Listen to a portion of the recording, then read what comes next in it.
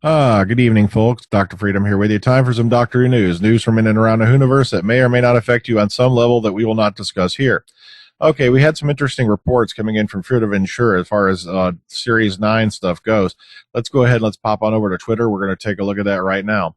Okay, first off, we had a report from a lady named Beth Thompson who claims that she met most of the crew last night in the hotel bar and that they're leaving early Saturday morning and they are filming the final scene for their tomorrow.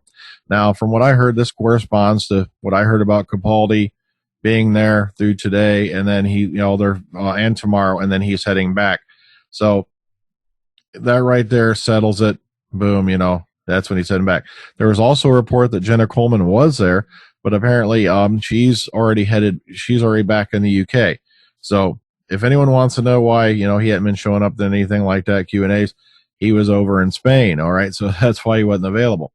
Also, we had a report, this is via girly letters through someone named Souffle, that two male actors were filming with Peter Capaldi and Fruit of Ensure, and they're reported to be recognizable and possibly well known. Now, they said here, unfortunately, the crew members didn't know their names, but they said you know them if you saw them. Now, the thing is, chances are, with the way security has been they're very locked down for Series 9, especially now that they're filming the finale, these poor guys probably knew exactly who they were talking about, but they're not allowed to disclose that. Otherwise, they can get some big-time trouble if anything popped up on Twitter going, oh, yeah, the guys at the bar told me such and such is filming. You see, so that's why that didn't happen. I don't believe the story that they didn't know their names. I think they're just covering their butts, so to speak. But you can't blame them. It's just very, very tight security over there right now, and they are keeping everything ironclad.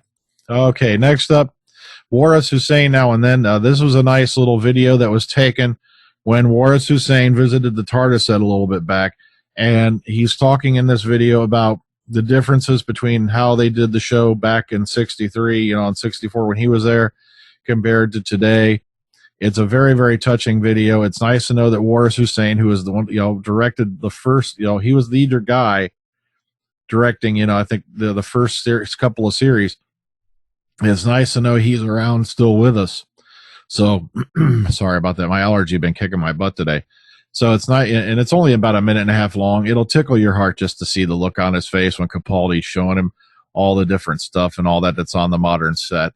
He even makes a remark about how their TARDIS console was nowhere near as elaborate as the one they use today. So it's just only a minute and a half long. Please be sure to go take a look at this. Okay, next up, BAFTA Cymru is showing for Series 9 opener. They are actually showing both parts. Okay, I'll give you what they put here in Doctor Who News. The BBC have announced a special preview of the forthcoming series premiere, which will be taking place in Cardiff on the 10th of September. The event will see both The Magician's Apprentice and The Witch's Familiar presented by BAFTA Cymru. And matter of fact, 10th of September, tickets went on sale today. I wouldn't count on them being still around. You can go take a look here via the event page, but chances are they're long gone. They went on sale at 5 p.m.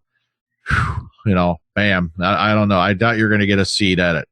But it's especially given the fact that they are showing both parts of the series, the first two episodes of the series effectively. So you can go take a look. I may be wrong, but chances are, they're sold out.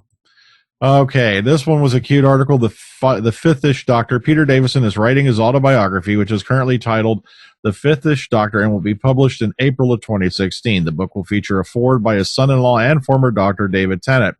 Now, Davison is only the third Doctor actor to write an autobiography. John Pertwee wrote two autobiographies, 1984's Moon Boots and Dinner Suits, which was republished in 2013, and I Am the Doctor in 1996, the year of his death. Tom Baker came out with Who on Earth is Tom Baker in 1997, though he didn't mention much of Doctor Who. While not autobiographies, Colin Baker has released two books, Look Who's Talking and Second Thoughts, which were compilations of the columns he wrote for Bucks Free Press. If you get a chance and you're out there, and if you're over on Big Finish, please get This Is Colin Baker. Very, very well done interview by Nick Briggs. Covers a lot of ground. But okay, here's the details. If you want to sit down and give it a look through, here's the specs for it and whatnot. It's expected to be published in April 7th of 2016. And I'm going to be looking forward to giving this one a read, given his very, very interesting history, his acting career and whatnot. So this is going to be an interesting read or listen, depending on what format you go with. All right, next up, BBC America. I threw this in as a cutie. Doctor Who, 10 things you may not know about Vincent and the Doctor. Just some interesting little knickknacks here and there about the episode and what went on around it. I think you'll get a kick out of it.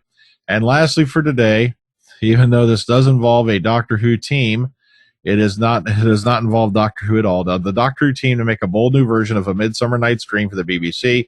Russell T Davies is going to be behind the new adaptation of the Shakespeare classic, which was announced today at the Edinburgh International Television Festival.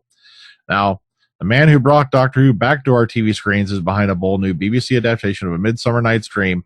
And, matter of fact, they said he's going to be getting a little help from his former team in Cardiff. Now, it goes into his story here and whatnot. It has some interesting quotes. If you want, go take a look on this. Like I said, it doesn't involve Doctor Who, but I thought it was very interesting that RTD is going to go ahead and tackle this project with some help from the folks he used to know over here. Sorry, across the pond. What am I saying? I'm in freaking Lima. What am I talking about? Okay. Well, that's all I had for you tonight. Not a whole lot, I know.